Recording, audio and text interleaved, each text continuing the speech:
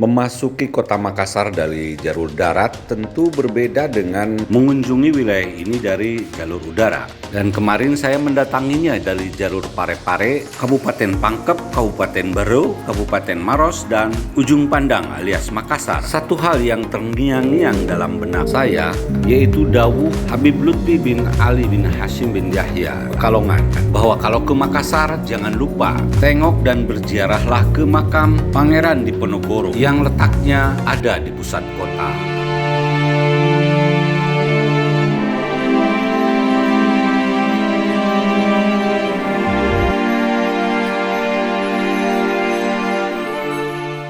Sebagai seorang muridin Habib Lutfi, saya camkan betul kalimat itu sehingga ketika sampai di kota Makassar, tempat utama yang paling awal dikunjungi adalah Makbaroh Pangeran Diponegoro. Berdoa, berziarah, kemudian ngobrol dengan salah seorang putu Pangeran Diponegoro, Raden Hamzah. Dari sinilah saya akhirnya tahu silsilah keturunan dan perjuangan Pangeran Diponegoro. Nama-nama kiai di Jawa, termasuk Cirebon, Indramayu, dan Pekalongan terhubung nasab dan perjuangannya kepada Pangeran Diponegoro. Pantesan Abah Habib Lutfi selalu menekankan agar berziarah ke sini.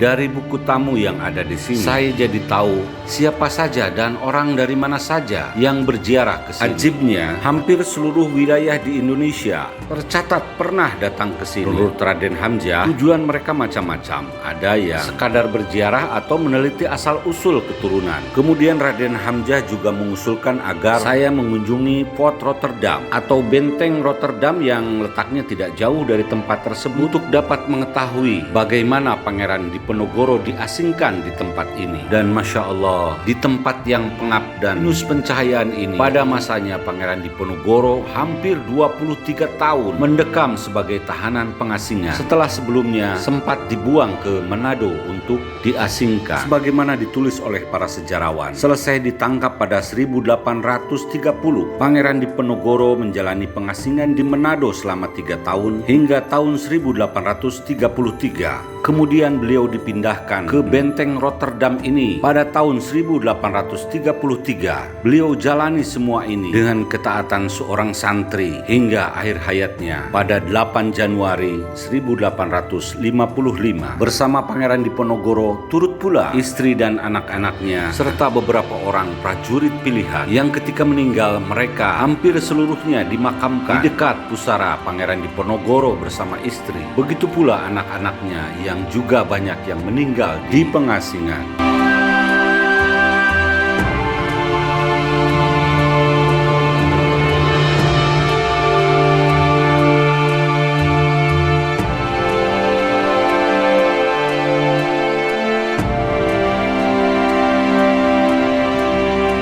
Inilah kisah tragis seorang Raja Jawa, seorang Muslim sejati, seorang santri yang berbakti kepada negeri yang akhir hidupnya didera pedihan yang mendalam di pengasingan.